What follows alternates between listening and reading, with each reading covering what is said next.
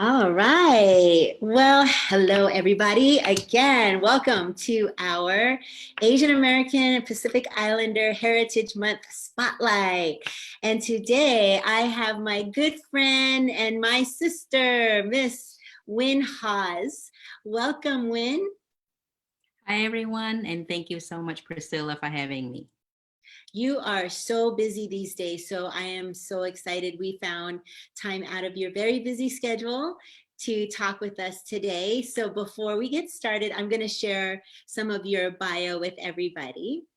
When you are an immigrant from Vietnam, you came to the United States in 1994 and graduated from high school in 1996. And then you went on to CU Boulder, go Buffs, to get your undergraduate degree in human resources management. And then after graduating, you started working for Elevations Credit Union and worked your way all the way up to branch management within a few years. Congratulations, that's really impressive. Thank you. In 2007, you took a little time off to stay home to raise your 3 children. And then while you were being a full-time mom, you were actually getting your master's degree in public affairs, and you got that at CU Denver. So you're Lynx too, go Lynx. In 2017, you went back to work for Elevations Credit Union as in their operations department. And then these years of experience prepared you for your current role. In 2019, you decided to become a partnership specialist with the US Census Bureau, and that's how you and I met. And you love working in the community. You volunteered as a translator, and you enjoy traveling and hiking and cooking and gardening. I have seen your garden, and you are a very serious gardener, and photography. Your wife to Jason, and your 3 children, Tyler, Chloe, and Ashley, call you mom. And so welcome, Miss Uyen, again. Let's just jump right in. We met at a women's leadership event with Asian women. And then I got connected with you because one of the big topics in 2019 was the 2020 census that was coming. And so we got connected through the census work, and it has been a joy to learn from you. You have given me almost all of my training and been very, very supportive. So tell me how the work has been going for you here in Colorado. It has been going very, very well. It's been more than a year now, and it's been such a journey. I have met some amazing people, some amazing Asian American leaders, and I am humble to work with all of you. And the work has been very rewarding, but it is also very challenging. Unfortunately, Asian American is one of the groups that is very difficult to count. And, I can go into that a little bit more. But just so if folks don't know, this decennial census happens once every 10 years. It is mandated by the Constitution. So it's required by law. And it's just a population count, so there's a lot of misconception and myth and everything. But we want to make sure that we count our Asian American, Native Hawaiian, Pacific Islander population in Colorado. And thank you to you. You have been a wonderful partner from the beginning, and you have been so involved, and you volunteer, and you spent so much time, in working on this with me. So my appreciation to you and to AA. Well, thank you. I learned a lot in my research around our Asian population and how we are the #1 most distrusting of the government because of some of the experiences that a lot of people, that's my son. Hi. My son is famous now. Go do your homework. Okay. So, a lot of our families come from different countries, and they come to the US and they tend to just kind of self-isolate. and maybe not want to get too involved in things that are happening. But we definitely want to encourage everybody in the Asian community to be counted, because the information is kept confidential. And we do get a lot of benefits back to our communities, because so many of our families own their own companies and their businesses. They come and they start businesses. And one of the benefits of being counted is the government then knows where they can put resources. We want to build good roads and build good schools and hospitals and support business growth. And so we definitely want to inform the Asian community of the benefits of being counted, and they can do it online, right? All right, why don't you tell us the different ways people can complete a census? Sure. Thank you so much. So going back, I want to touch on the confidentiality again, because as you mentioned, there's a lot of distrust in our communities. I want everybody to know that your answers to the census is kept confidential. There is actually, it's the law, Title 13 in the US Code. Everything that you give the Census Bureau will be kept confidential. Employees like myself have to take a lifetime oath to never disclose any information. If we violate that oath, we can be jailed, or the fine is like $250,000. I don't know about you, but I don't have that much money. And it just so everybody know, there are only 9 questions, and the questions, we will not ask for anything like your social security number or anything that is pertinent. We only ask where you live and how many people living in the household. And the reason we ask these questions is, like you said, we need to know where to build roads and schools and hospitals, and the resources. Based on US Census data, that is how our communities receive a lot of funding from the federal government. So it is really important that we count everybody. And the biggest misconception I also want to touch on, if you don't mind, is that people think that we only count US citizens. That is not true. We want to count everybody that is living in the US. Whether if you are a international student who is going to school here, or if you are visiting and staying here for longer than 6 months. So we want to make sure that we capture that. It also, the population count also determines the seats in the House of Representatives. So we want to make sure that folks know that. For the first time, I was so happy, ecstatic. People can respond to the census online. So even on the mobile phone, there are 9 questions, and I tested it out myself. I was so excited to see the invitation. It only took me about 5-10 minutes, and you can do it online. But if not, you can call in the phone. This time around, we have people can call in and speak in their native languages.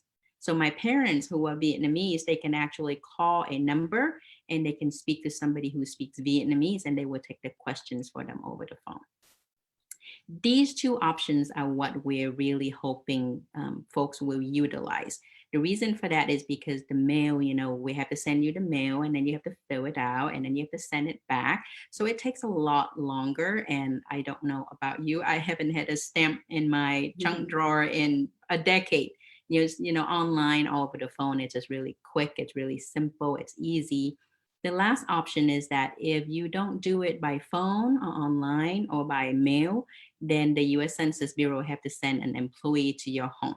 And with COVID-19, we're really trying to be safe, and plus we have invested a lot of technology and resources into our online system, and it's been fabulous.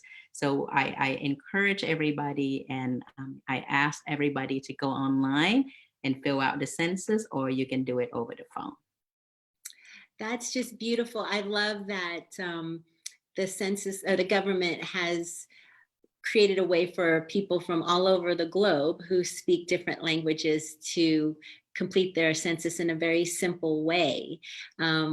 I know that there are a lot of resources. So if there are any educators in DPS who are watching, or family members, there are a lot of free resources and videos and posters. I got the most beautiful map sent to my school that I displayed so proudly. And we had so many parents when we had our parent teacher night, looking at the map and talking with their children about the population, and the students even educating their parents. So a lot of these tools are interactive. You don't need to recreate the wheel, because the lessons are already formulated. So even now with the remote learning, if teachers are running out of ideas, maybe you can do a civics lesson on the census and encourage students to then encourage their parents. These videos that the census came up with that I posted on my Facebook that have children talking with their parents about the census. I mean, it's just the amount of care and thought that has gone into ensuring that everybody's voice is counted is so important, because one of the things we talk about in the Asian community is how we need to use our voice. You know, we tend to be really, quiet again and not speak up. And that's why I love having these conversations every day with different Asian leaders, because everybody's using their voice in a very unique way. How has this changed you doing this census work? Because you weren't, in the public as much as you are now. So how has it changed you? It has changed me in a profound way.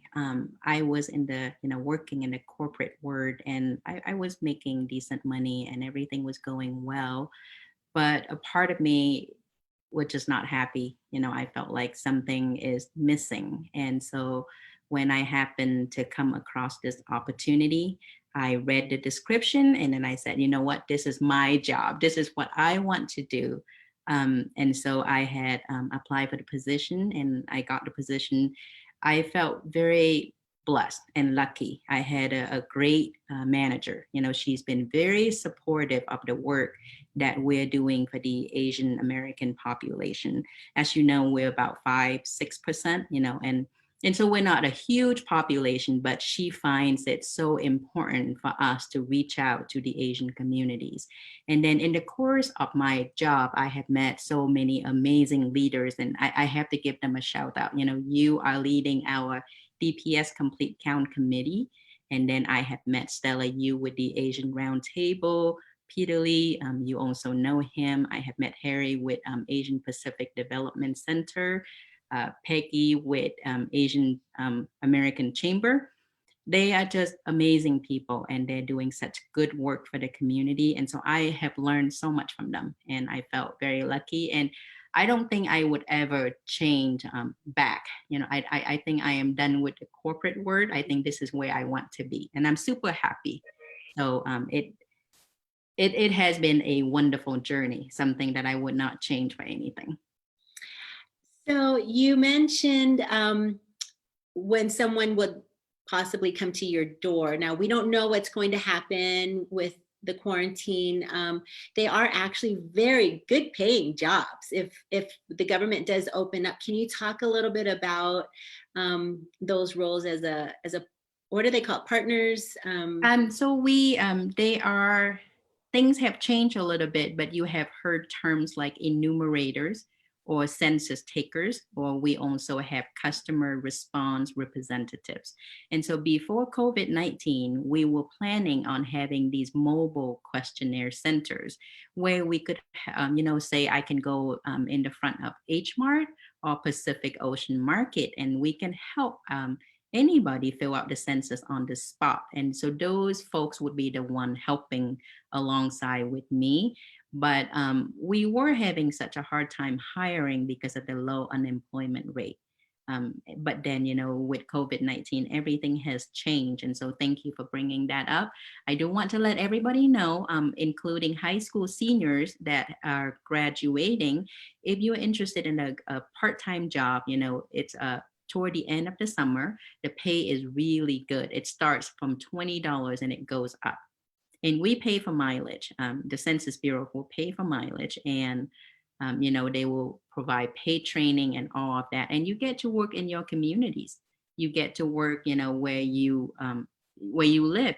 And so if that is something that you are interested, you can just go on 2020census.gov and you can find opportunities there. You can apply. It does take a little while because everybody has to go through a background check. And so I encourage everybody to apply. So tell us about your garden. What are you planting right now? Right. Oh my goodness. Well, we had a big freeze late a few weeks Mm, ago. I don't know if you know. I was very sad to hear that like 80% of our crops have been damaged. Um, it's doing well. My husband is the brain behind the operation. I love being outside, but I mostly just weed and help him. But we have 7 garden beds and plus buckets, and we have lots of flowers. And my husband is he likes to experiment. So we grow different things. I'm hoping to learn how to can so that we can save a lot of the good produce, because when we're harvesting, there's so much of it.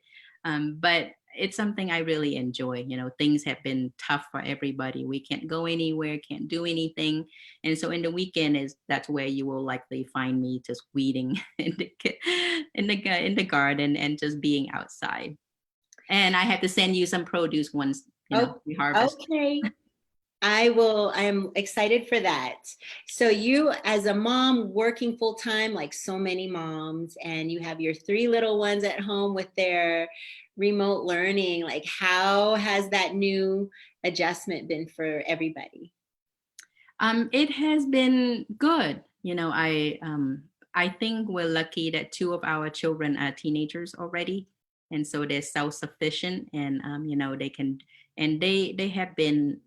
they have been doing a lot of computer work. I mean, it's amazing. I didn't learn how to type until I was in high school, and you should see my 3rd grader typing.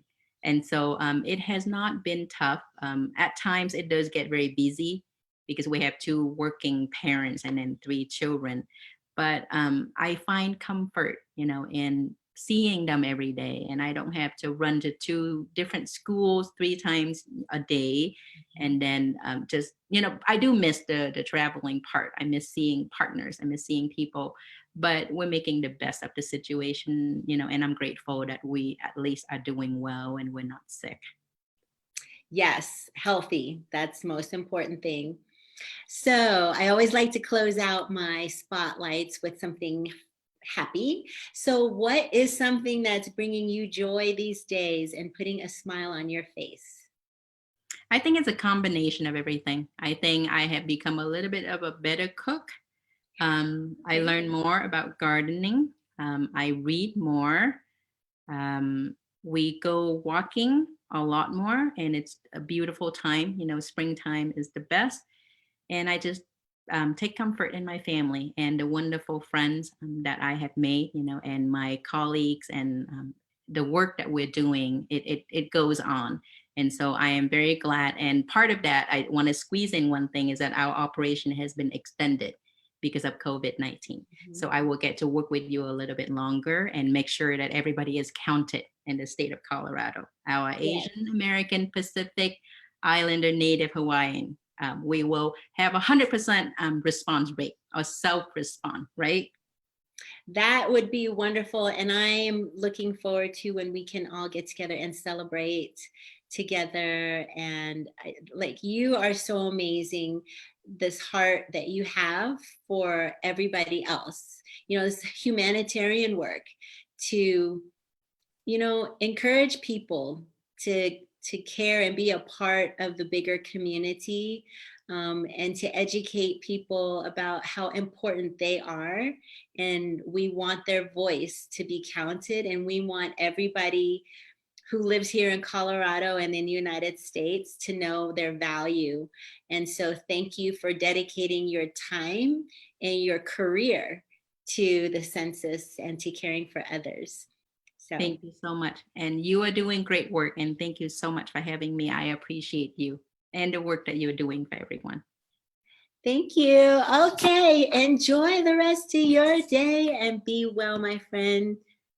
Thank you. Bye-bye.